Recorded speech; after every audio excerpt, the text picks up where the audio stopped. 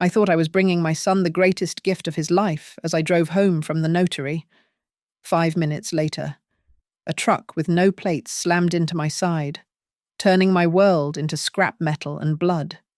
I survived the crash, but my only child spent the next 10 years bleeding my accounts dry. Now I am back to serve him a final dinner, and I am not the helpless mother he thinks he buried. My name is Eleanor Brooks, and at 58 years old, I prided myself on being the kind of woman who always read the fine print.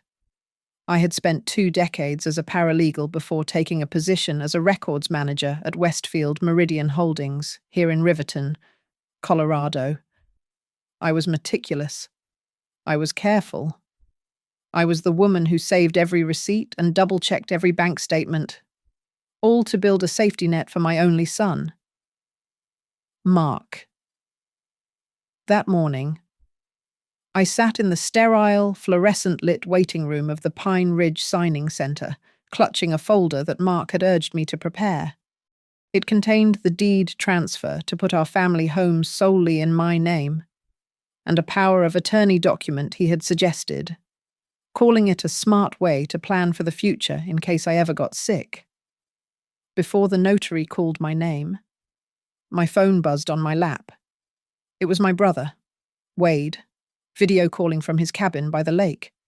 When I answered, his face looked flushed, but his eyes were sharp. "I just left the lawyer," Wade said, his voice tinny through the speaker. I changed it. "Eleanor. The lake property. The portfolio.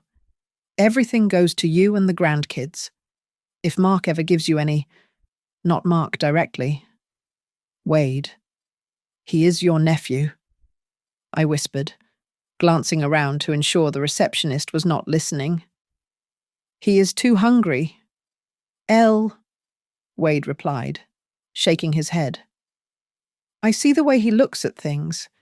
He does not see memories. He sees dollar signs. And there is something else. Mom and Dad had a bond portfolio hidden under a shell company years ago. I finally tracked it down and transferred the rights to you.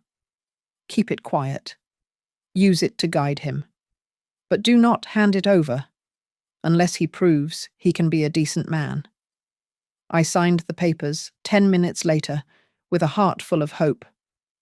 I imagined the dinner I would cook that night. I would roast a chicken, invite Mark and his wife, Lila, over, and tell my son that his future was secure, provided he lived with integrity. As I walked out to my sedan, the crisp Colorado air felt like a promise. I merged onto the highway, humming along to the radio. In my rearview mirror, I noticed a dark pickup truck with tinted windows riding my bumper. I tapped my brakes lightly to signal them to back off, assuming it was just another impatient driver. The truck did not retreat. When I flipped my turn signal to switch lanes, the engine behind me roared. The truck did not pass me. Instead, it surged forward, slamming violently into the passenger side of my car. The world dissolved into chaos. Metal screamed against metal. My car spun wildly, the horizon tilting sideways as I careened into the concrete median. I remember the shattering of glass, the acrid smell of burning rubber and smoke, and a symphony of blaring horns fading into a dull ringing in my ears before the darkness took me. I woke up in a hospital room, my chest feeling like it had been crushed under a boulder. A nurse was adjusting an IV drip next to me. She told me I had several broken ribs and a severe concussion. It was a single-vehicle accident. "Technically," the nurse said softly, looking at a clipboard. "Witnesses say a truck hit you and sped off. A hit and run. The police are looking, but they did not get a plate number." Before I could process the pain, the door opened. Mark and Lila rushed in. Mark looked frantic, his hair disheveled, while Lila stood just behind him, clutching her designer purse. Mom, thank God, Mark said, rushing to the bedside and taking my hand. We were so worried. I drove straight here the second they called. My head. I groaned, the room spinning. Shh, do not talk. Mark soothed, smoothing the blanket. Listen, I know you are confused, but I handled the tow truck. And about those papers you signed this morning. The notary called me. There are some insurance forms and medical authorizations the hospital needs right now to approve your treatment. I can handle the mess for you so you do not have to think. He held up a clipboard with several documents, the text blurring before my eyes. My head was throbbing, and the pain medication made my limbs feel heavy. Just sign here. Mom, Mark said, pressing a pen into my bruised fingers. It is just to authorize the insurance billing. I will take care of everything. I trusted him. He was my boy. I scribbled my signature on the lines he pointed to, my hand shaking uncontrollably.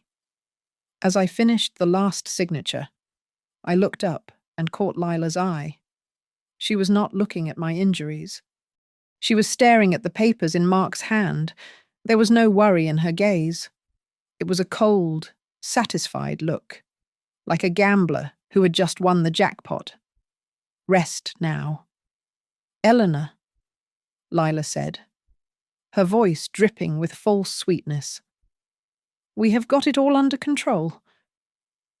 I came home 2 weeks later, but the house I had paid for with 30 years of sweat did not feel like mine anymore. My ribs still throbbed with every shallow breath, and my leg was in a cast that made navigating the hallway a humiliating ordeal. Mark and Lila were always there, hovering like vultures disguised as doves. You just need to rest. Mom, Mark said one afternoon as I tried to limp toward the mailbox. He gently but firmly took my arm and steered me back to the recliner. Let us handle the boring stuff. You focus on healing. At first, I was grateful, but then the silence of the house began to itch. I noticed the mailman walked past our driveway 3 days in a row without stopping. When I asked Mark, he shrugged and said he had switched all my accounts to paperless billing for convenience. When I asked for the key to the family floor safe to put away my pearl necklace, Mark patted his pocket. I am holding on to it temporarily, he said. Just in case you fall again and we need to access emergency cash. We cannot have you fumbling with dials in your condition. The suffocation tightened around my throat a week later. I tried to pay a large bill for my physical therapy over the phone using my primary credit card. I am sorry. Ma'am? The billing agent said. This card has been declined.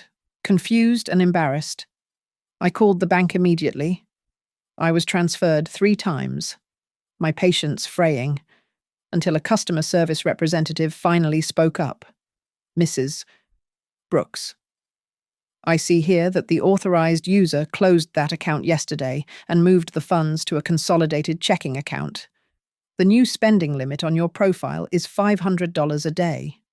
Authorized user, I asked, my voice rising. I am the only owner of this account. Not according to the update we received.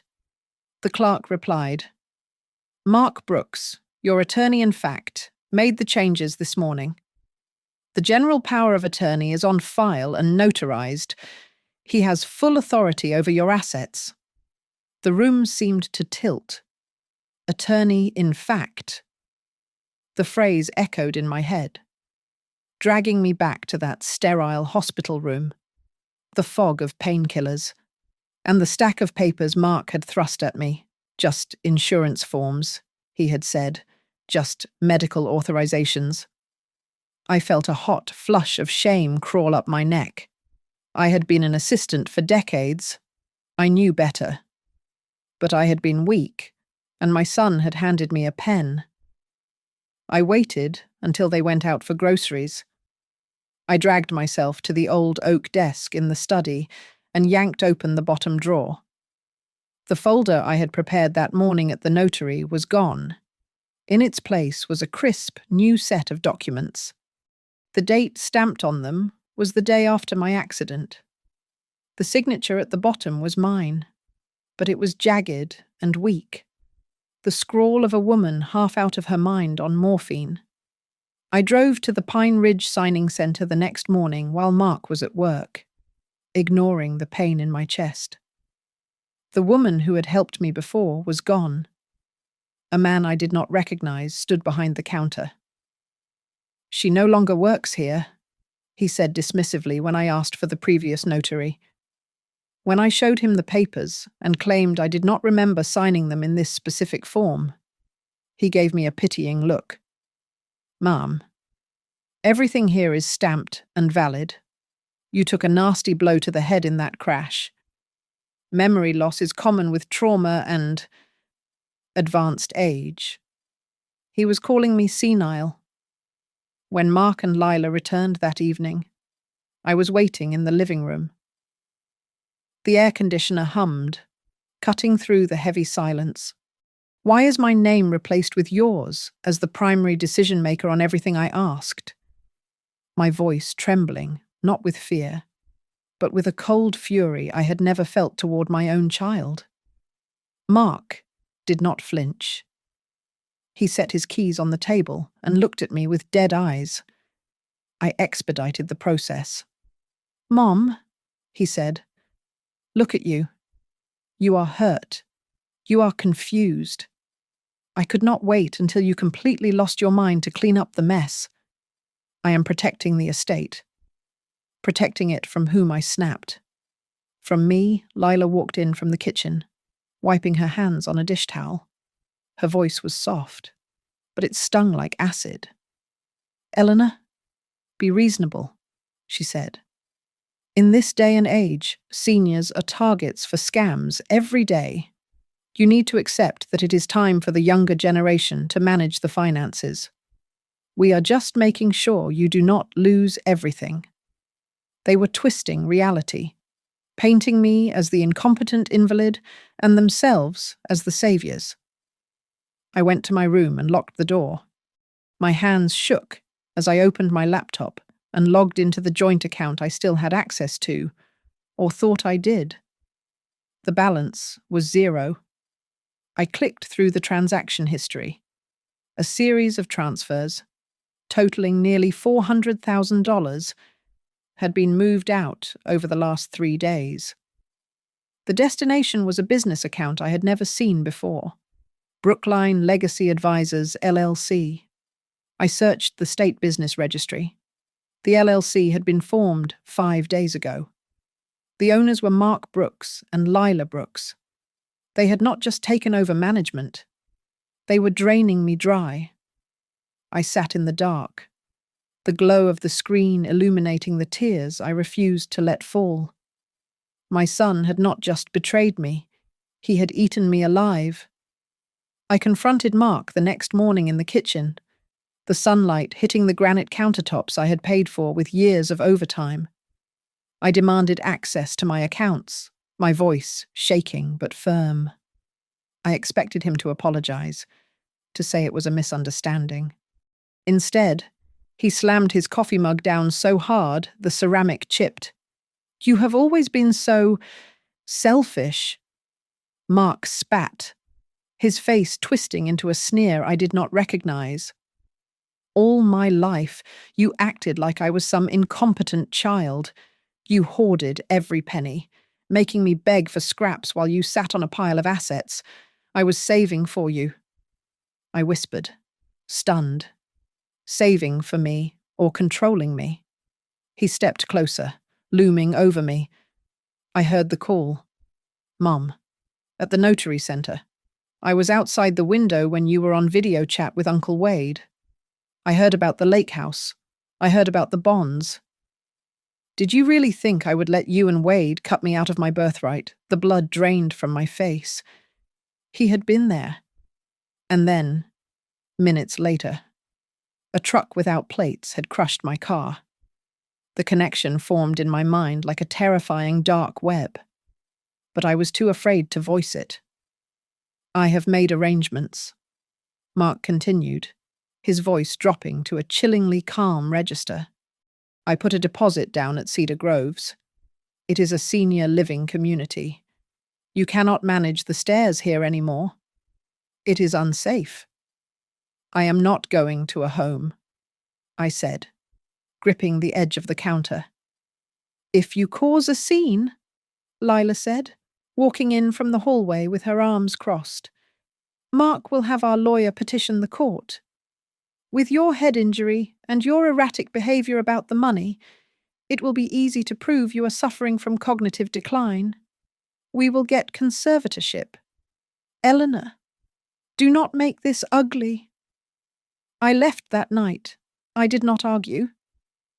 I waited until the house was silent. Then I packed a single duffel bag with 3 changes of clothes and the $200 I had hidden in a winter coat pocket years ago. I walked out the back door, leaving the keys on the table. I left behind the photos of Mark as a baby, the height chart on the doorframe, and the ghost of the son I thought I had raised. I found a room at the Blue Ridge Motor Inn near the industrial district. It smelled of bleach and stale cigarette smoke. The walls were so thin I could hear the television from the next room blaring a late-night talk show. For 3 nights, I lay on the lumpy mattress, staring at the water stains on the ceiling, replaying Mark's words until they lost their meaning and became just a rhythmic hum of cruelty. I used a burner phone to call Wade. When I told him what happened, I could hear the rage shaking his voice through the line. "I am coming down there. He growled. "I am going to wring his neck. I will be there in 4 hours. "No, Wade, please," I begged. But he had already hung up. 2 hours later, I got the call from a hospital in Wyoming. Wade had suffered a massive heart attack behind the wheel on Interstate 25. He survived, but he was in critical condition. I sat on the floor of that motel room and wept until my throat was raw. I was toxic. Everyone who tried to help me ended up broken. A week later, I met with Arthur, an old attorney friend of my late husband, at a diner far from Riverton. He looked over the copies of the documents I had managed to photograph before leaving. He took a long sip of his coffee and sighed. "It is clean." "Eleanor," Arthur said, looking pained. "Too clean. You signed the general power of attorney. You signed the deed transfer. Unless you can prove he held a gun to your head or drugged you, the law says you gave him this power voluntarily. Fighting this in court will take 5 years and $50,000 you do not have." I walked back to the motel in the rain. I went into the bathroom and looked at myself in the cracked mirror over the sink. I saw the grey roots claiming my hair, the fresh, angry scar on my forehead, and the hollows under my eyes. I looked like a victim. I looked like a woman who had lost. But as I stared, something inside the grief hardened. It turned cold and sharp, like a blade of ice. I sat down on the edge of the bed and picked up a crumpled receipt from the nightstand. I grabbed a pen and wrote on the back of it, my hand steady for the first time since the crash. "I will take it all back. Not with guns or violence, but with the things they think I do not have knowledge and time." I folded the paper and tucked it into my wallet next to my driver's license. I was done crying. Mark thought he had buried his mother in a nursing home or a grave. He was wrong. He had just given birth to his worst enemy. I checked out the next morning, deleted my old email account, and began my second life.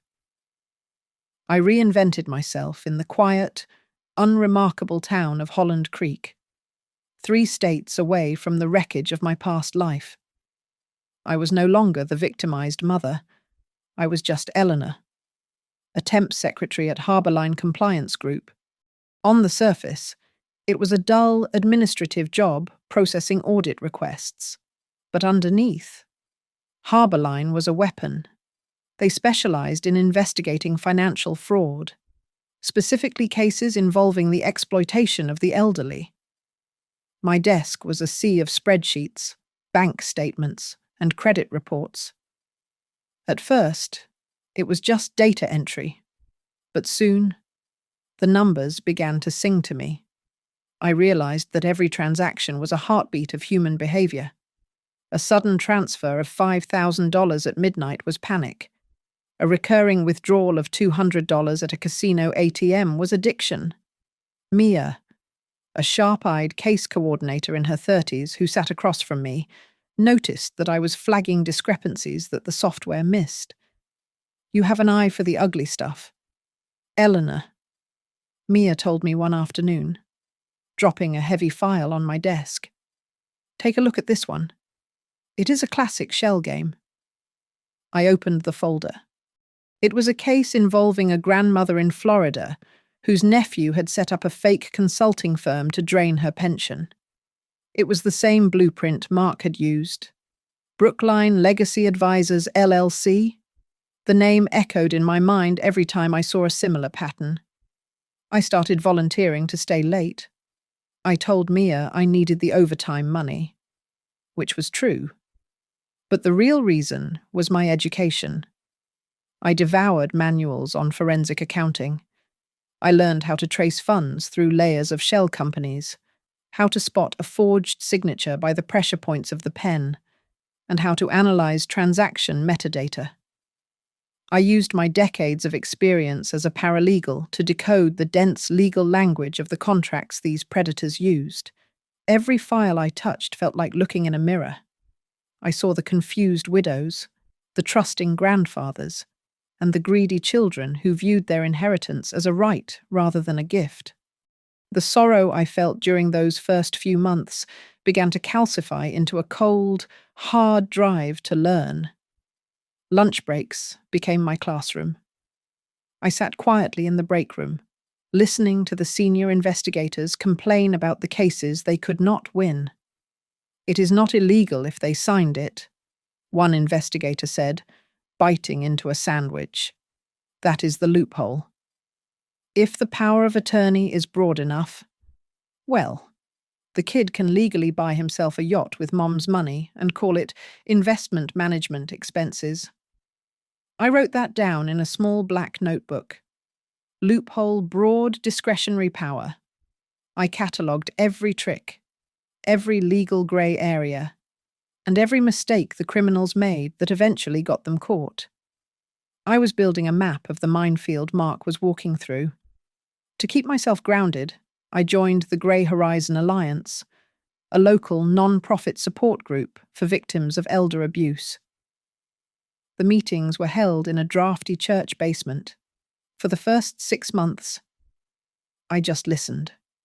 I heard stories of houses sold out from under people, of isolation, of gaslighting. He told me I was forgetting things. A trembling woman named Joyce said one evening. He said, "Mum, you promised me this money. Don't you remember?" I felt a fire ignite in my chest. I raised my hand. "You need to request your bank's audit log," I said, my voice steady. "If he accessed your account from an IP address that is not yours, you can prove he logged in as you. It is a violation of the terms of service, even if he has power of attorney." The room went silent. Then everyone started taking notes. I was no longer just a victim. I was becoming a strategist. One rainy Tuesday in November, Mia called me over to her station. Her face was grim. "We just got the new watch list from the Regional Fraud Task Force," Mia said, turning her monitor so I could see. "These are the entities generating the most anonymous complaints this quarter. Look at number 4. My breath hitched. There it was, glowing on the screen. Brookline Legacy Advisors, LLC, Source reports indicate aggressive acquisition of assets and potential coercion of clients with early-stage dementia. The notes read, "Pending further review." "They are getting sloppy," Mia muttered. "Greedy people always think they are invisible until they aren't." I went home that night to my duplex. I did not turn on the lights. I sat at my second-hand desk and opened my laptop. I created a new, encrypted email address and registered a username on several consumer protection forums and legal advice boards, Grey Ledger, 58. I began to type. I was not just Eleanor Brooks anymore.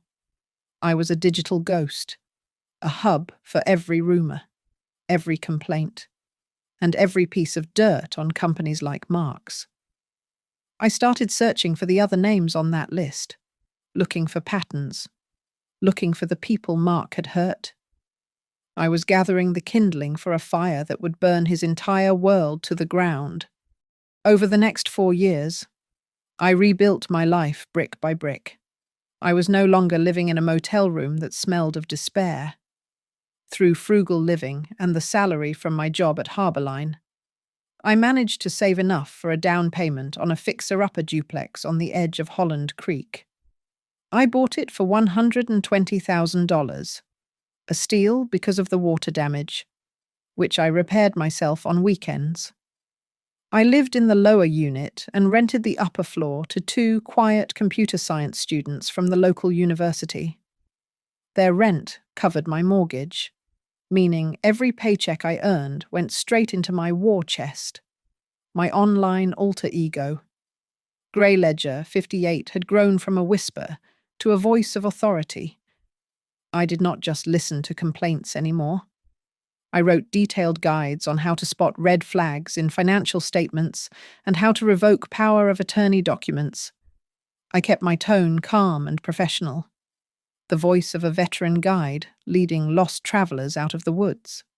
Soon, the inbox of Grey Ledger 58 began to fill with more than just stories. It filled with evidence. A daughter in Ohio sent me scanned invoices from Brookline Legacy Advisors LLC that showed consulting fees of $5,000 a month for a comatose patient. A retired teacher in Arizona sent emails where Mark's employees pressured her to liquidate her secure bonds to buy into volatile private equity funds. I needed to keep this data safe. One evening, I knocked on the upstairs door. Liam, one of my student tenants, answered, wearing headphones. "Liam," I said, holding a plate of cookies as a bribe. "I need to learn how to encrypt a hard drive. And I need to know how to do it so well that not even a government agency could crack it easily." Liam blinked, then grinned. "Mrs. Brooks. Are you a spy? Something like that?" I replied. With the data secured, I hired Aria, a sharp-tongued attorney fresh out of law school who specialized in financial crimes. I paid her a retainer of $2,000 to review the anonymized files I had collected. We met in her cramped office, which was stacked high with legal journals. Aria spent 3 hours going through the spreadsheet I had created. When she finally looked up, her face was pale. "Eleanor," Aria said, tapping a red pen against the desk. "If what you have here is authentic, this is not just elder abuse. This is a structured enterprise. They are moving money through shell companies to hide the source. It looks like money laundering." "Is it enough for the Attorney General?" I asked. "It is close," she admitted. "But prosecutors are risk-averse. They need a narrative, not just numbers." I went back to the hunt. I spent my nights mapping Mark's empire. I found 3 other companies registered in Nevada and Delaware that shared the same registered agent address as Brookline Legacy. They were ostensibly different businesses, but the financial signature was identical: high fees, vague services, and a target demographic of people over 70. Mark and Lila were getting greedy. and their greed was making them repetitive. To understand how to close the net, I attended a seminar by the Grey Horizon Alliance, where a retired Department of Justice investigator named Frank was speaking.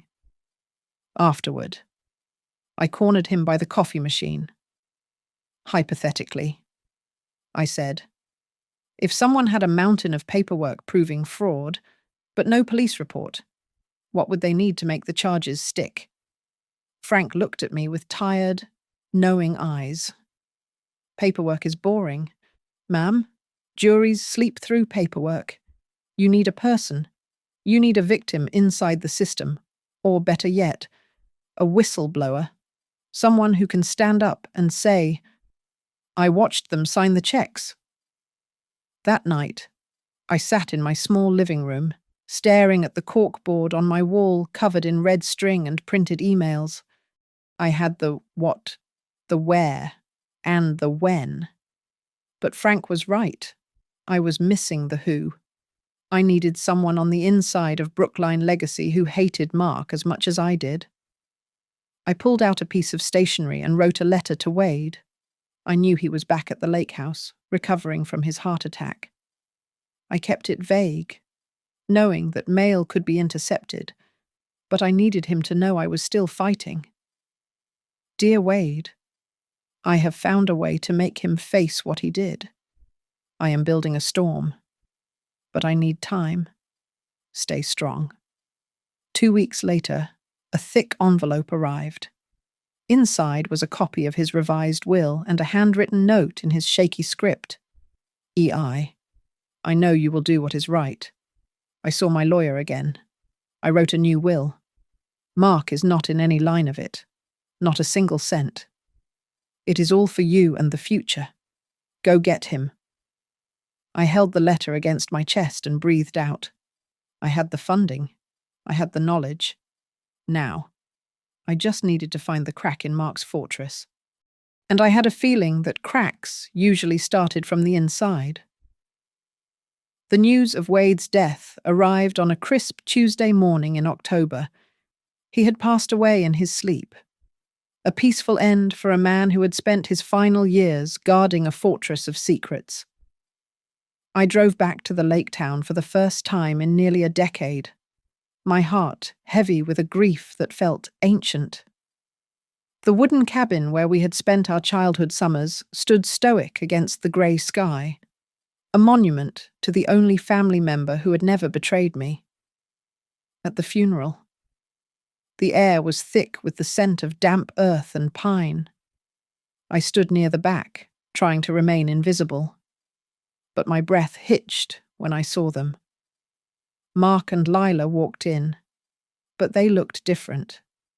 Gone were the flashy Italian suits and the diamond earrings that used to define their presence.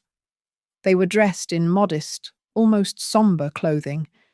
Mark looked tired, his hairline receding, but as he scanned the small crowd, I saw the same calculating glint in his eyes.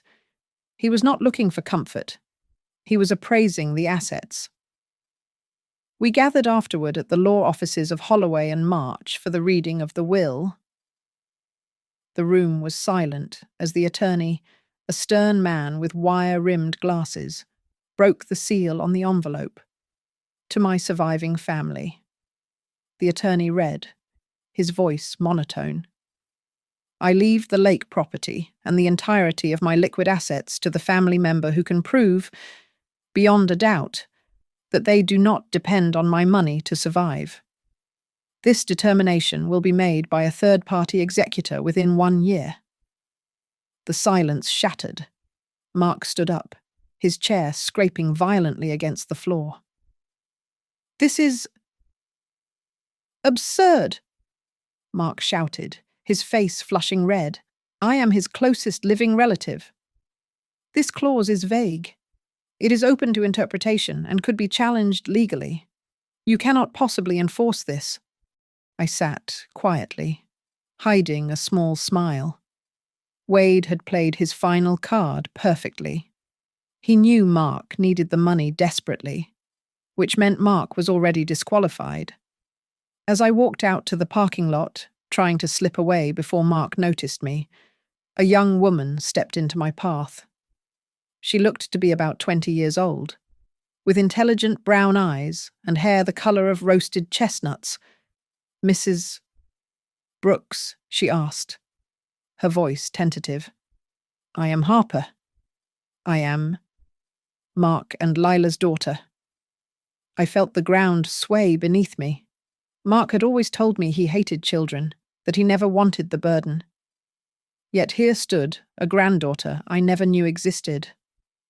"I know who you are," Harper continued, lowering her voice to a whisper as she glanced toward the building where her parents were still arguing.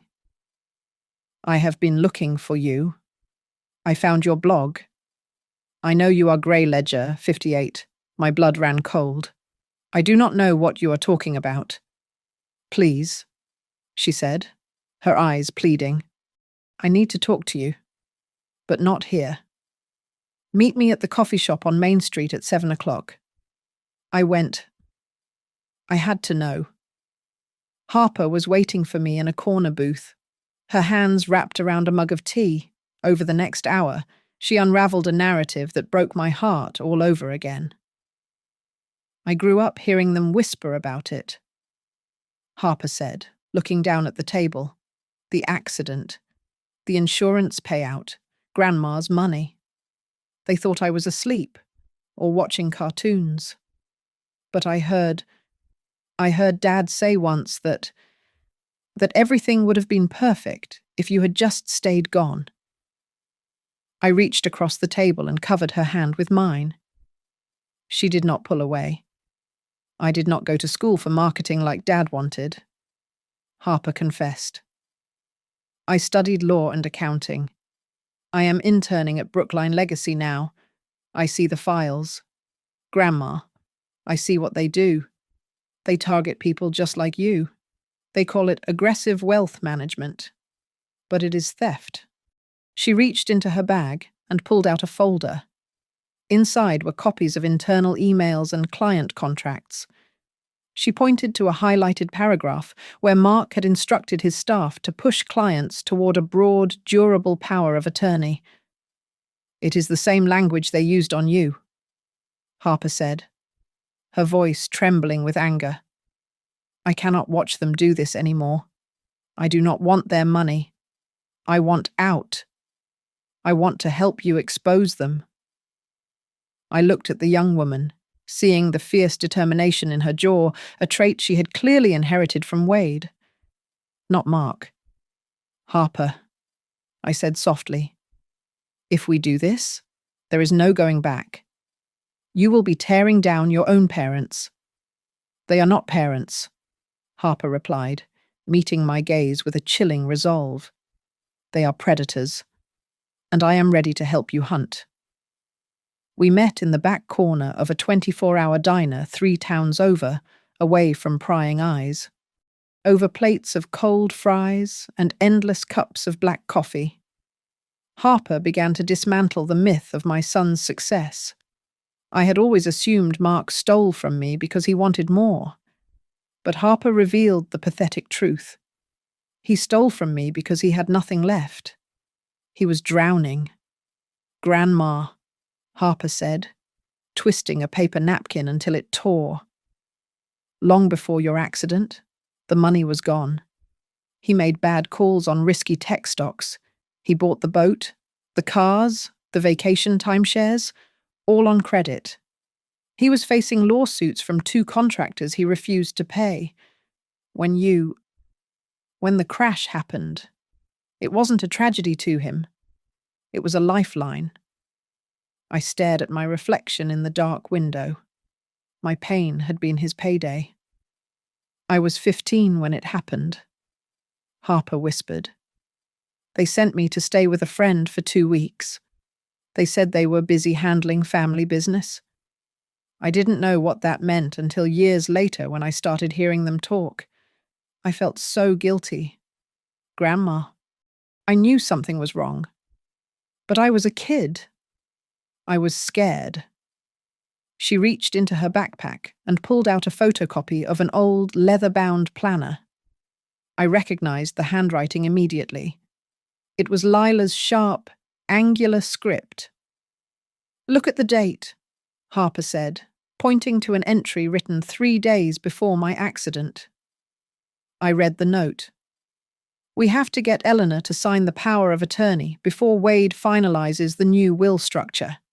If she waits, we lose leverage. She is weak, but stubborn. We need a catalyst. A catalyst." My stomach churned. Harper then slid a printout of an email across the table. It was between Mark and a shady insurance broker, dated 2 days after I woke up in the hospital. The subject line was optimization of accident scenario.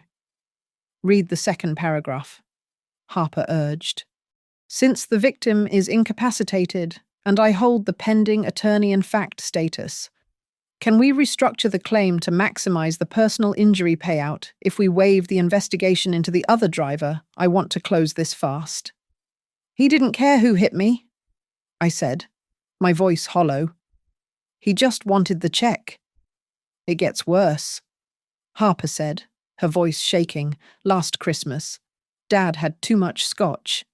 He was ranting to Mum in the kitchen. I was in the hallway. He said, everything would have been perfect if Mom had not lived so long. She is like a cockroach. Lila. She just won't die and let us have it." The scar on my forehead gave a phantom throb, a sharp spike of pain that travelled down my spine. I realized then that I would likely never prove he hired that truck driver. There was no smoking gun for attempted murder, only the shadow of it. But strangely, the realization did not break me, it liberated me. I did not need to prove he tried to kill me. I just needed to prove he was killing the financial lives of everyone else. He is doing it again, isn't he? I asked. Harper nodded. They have rebranded. They are courting 3 new clients right now. High net worth individuals. We are talking about $5 million in assets that Dad is trying to funnel into his private equity fund. If we wait for a subpoena, those people will be destitute.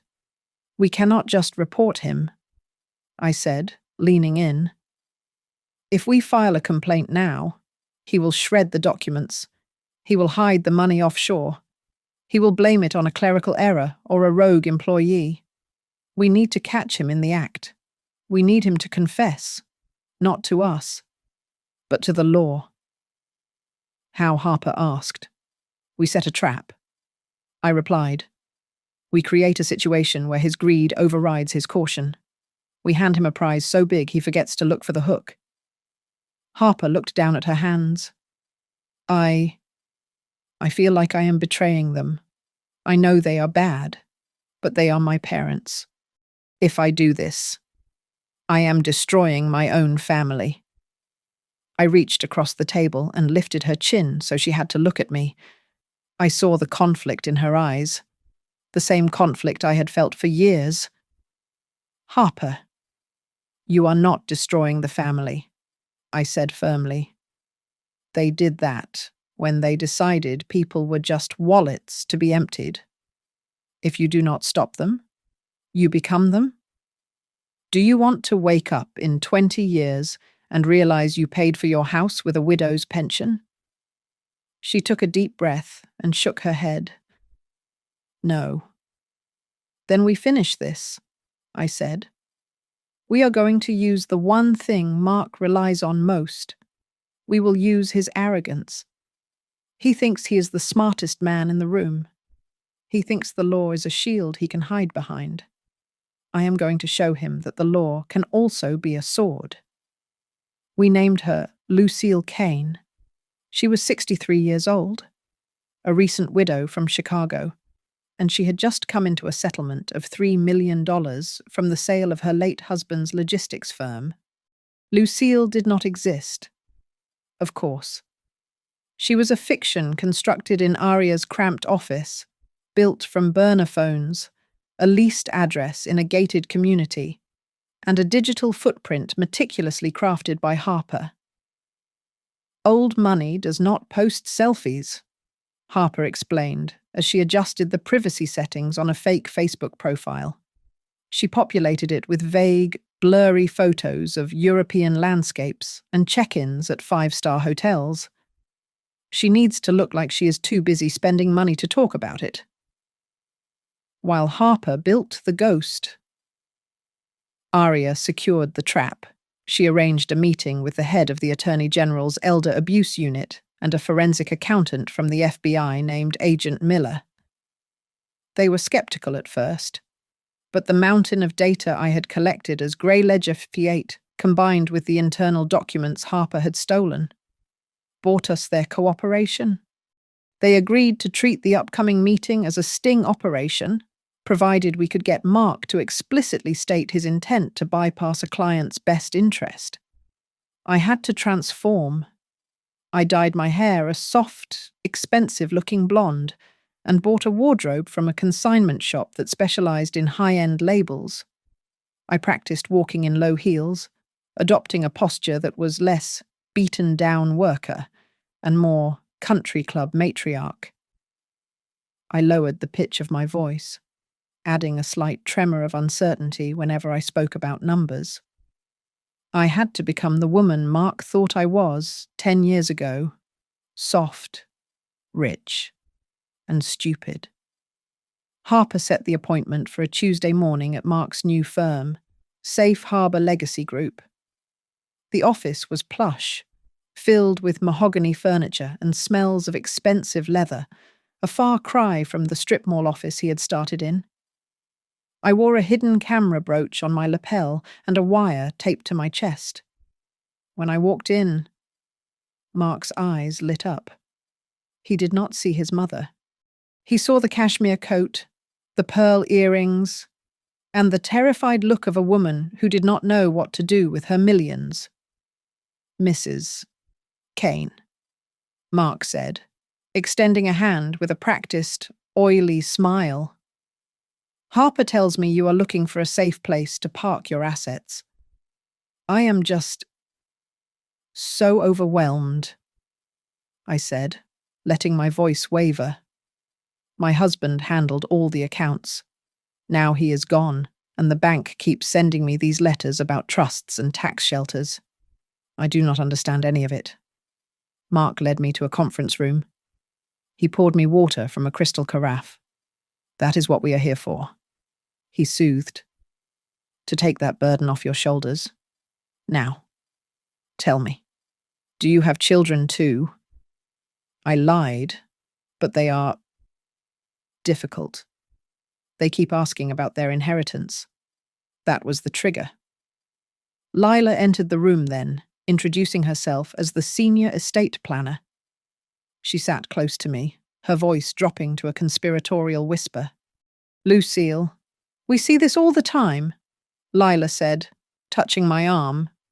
"Lucille, we see this all the time. Children can be greedy. If you leave your assets exposed, they might try to declare you incompetent just to get control. You need to protect yourself." It was sickening. They were using the exact trauma they had inflicted on me to manipulate a stranger. "So," I asked, looking between them, "what do I do?" "We recommend a durable power of attorney assigned to the firm," Mark said, sliding a thick document across the table. "And an irrevocable trust. It stops your children from touching a dime. We handle the investments, we pay your bills, and you just live your life. You won't even have to look at a bank statement again." "But," I paused, feigning confusion. "Does this mean I cannot access my own money if I need it?" "Technically, yes," Mark said quickly, waving his hand dismissively. "But that is just legal jargon. In practice, you just call us. We are like your personal vault. Trust is the currency here." Lucille, Aria, and Agent Miller were listening in a van 2 blocks away. Later, Aria told me that Miller fist-pumped when Mark said that. It was a direct misrepresentation of a legal contract. Over the next 2 weeks, we tightened the noose. Harper played the role of the nervous junior associate perfectly. She sent an internal email to Mark, asking for clarification on the Kane file. Dad. Mrs. Kane asked if the irrevocable trust limits her ability to withdraw principal for medical emergencies. The contract says she cannot, but you told her she could. Is this a compliance issue? Mark's reply came 40 minutes later. It was the nail in his coffin. Do not overthink it. Harper. It is legal if she signs it. The goal is asset capture, not client comfort. Just get the signature. When Arya showed me that email, I felt a cold sense of finality. He had put it in writing. He believed the signature was a magic spell that absolved him of morality. The trap is primed. Eleanor, Arya said, her eyes grim. Agent Miller is ready. We just need the final act. You go in there, you pick up that pen, and you make him think he has won. I looked at the fake driver's license in my hand. Lucille Kane was about to have the worst day of her life so that Eleanor Brooks could finally have justice. The morning of the signing, the air inside the Safe Harbor office felt heavy, like the calm before a tornado. I walked in with my cane tapping a steady rhythm against the marble floor, my hidden camera recording every blink of Mark's greedy eyes. Outside, in an unmarked van parked around the corner. Arya and Agent Miller were listening to my heartbeat. Mark ushered me into the conference room and dropped a heavy stack of documents onto the mahogany table with a thud that sounded like a prison door closing. It is just standard paperwork. Lucille, Mark said, flashing that charming smile that had once fooled me. We use these forms for all our high-net-worth clients. It protects you. I picked up the document on top. It was the irrevocable power of attorney, granting Safe Harbor total control over the fictitious $3 million I was supposed to have. Lila slid a gold fountain pen across the table, tapping a sticky note on the signature line with a perfectly manicured nail. You just need to sign right here by the little flag. Dear. Lila purred, her voice dripping with condescension. Honestly, at your age, nobody wants to get a headache reading through all these boring numbers. Let us do the thinking for you. I picked up the pen, but I did not sign. I hesitated, letting my hand tremble just enough to sell the performance. I do not know. I stammered, looking up at Mark through my thick glasses. This clause here. Number 14. It says you can sell my assets without notifying me. Is that right? Mark let out a sharp sigh, his patience snapping like a dry twig. He leaned over the table, invading my personal space. Lucille, listen to me, Mark said, his voice dropping to a harsh whisper. You are not going to understand the legal nuances. Trust me. When your signature is on this line, we can act on your behalf immediately. We can do whatever is necessary to secure the funds, even against the wishes of your children if need be. We become you. You become me. I repeated softly. Exactly, Mark said. I reached into my handbag and pressed the panic button hidden inside the lining. Okay, I said. I think I understand now. 3 seconds later. The building's fire alarm shattered the silence, a piercing shriek that made Lila jump out of her skin. Mark stood up, looking confused. What the hell? Mark shouted over the noise. Stay here, Lucille. I will check the hall. He threw open the conference room door, but he was not met by firefighters. He was met by a wall of windbreakers, emblazoned with the logos of the FBI and the State Attorney General's office. Agent Miller stepped into the room, his badge gleaming under the fluorescent lights, with Aria standing right behind him, a triumphant smirk on her face. "Mark Brooks, Lila Brooks," Miller announced, his voice booming over the alarm. "I have a warrant for the search of these premises and for your arrest on charges of wire fraud, elder abuse, and money laundering."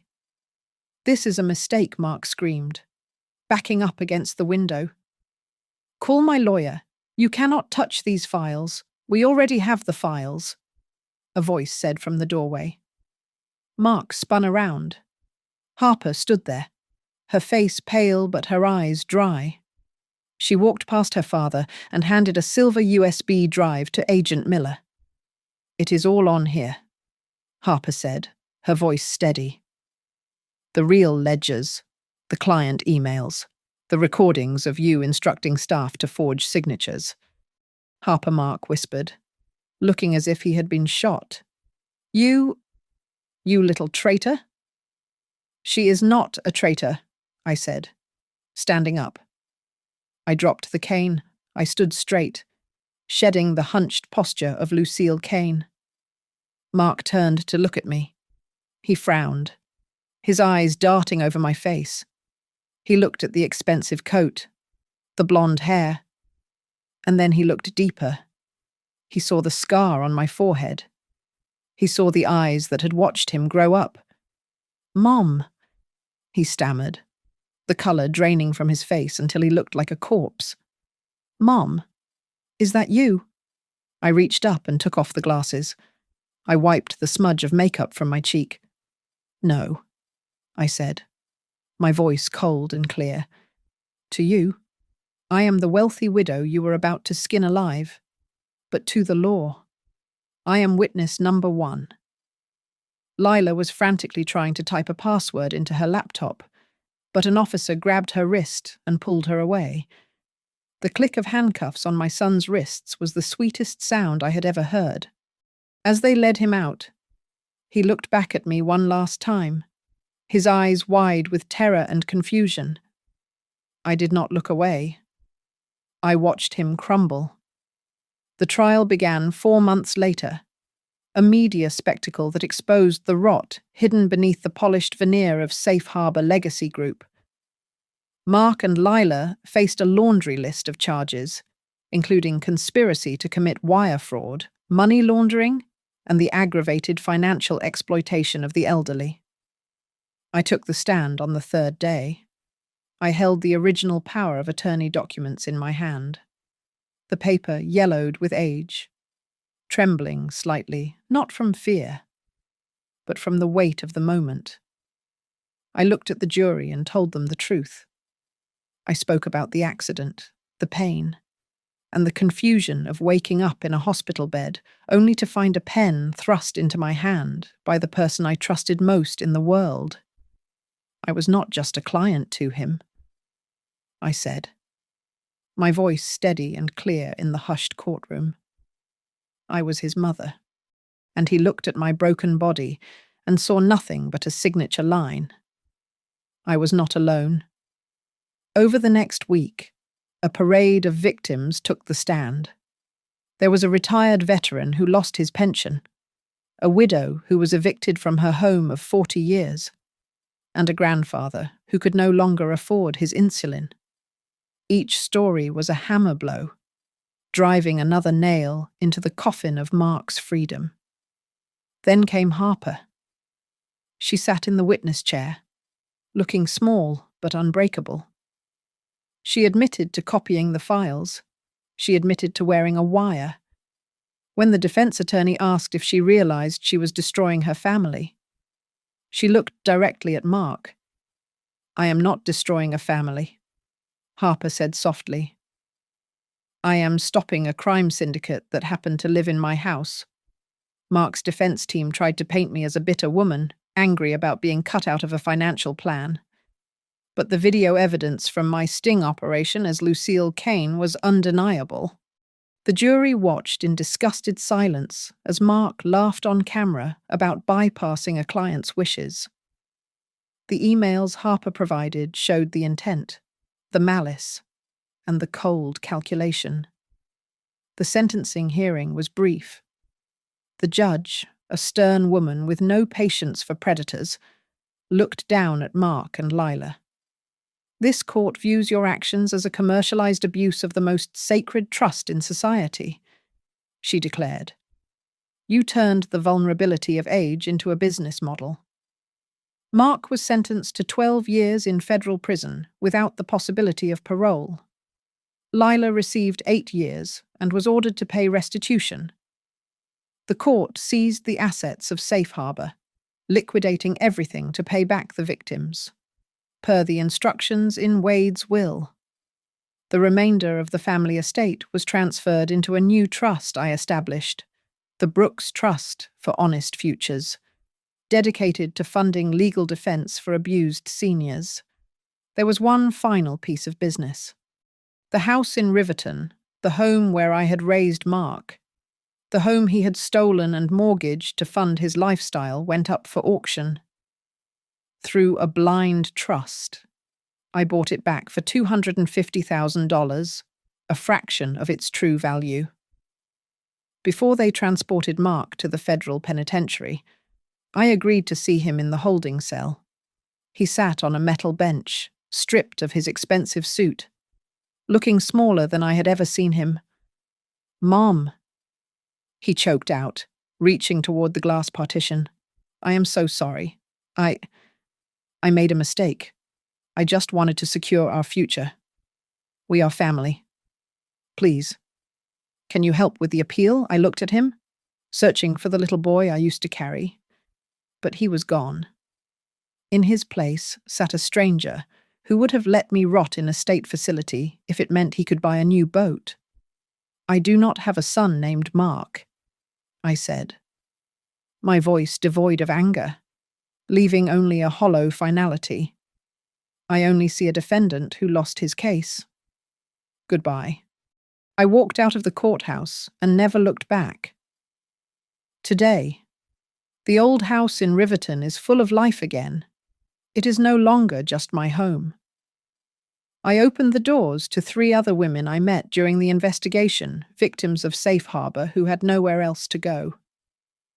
We live together, a community of survivors who share meals, garden in the backyard, and look out for one another. I stood on the porch this evening as the sun dipped below the horizon, casting long shadows across the lawn. I thought about the crash, the motel room, and the long, dark road that led me here. I had taken back everything they stole, not with violence, but with the truth. Justice was served, and for the first time in a decade, the silence in my head was peaceful. Thank you so much for listening to my story. Please comment down below and let me know where you are tuning in from. I would love to hear your thoughts on the ending.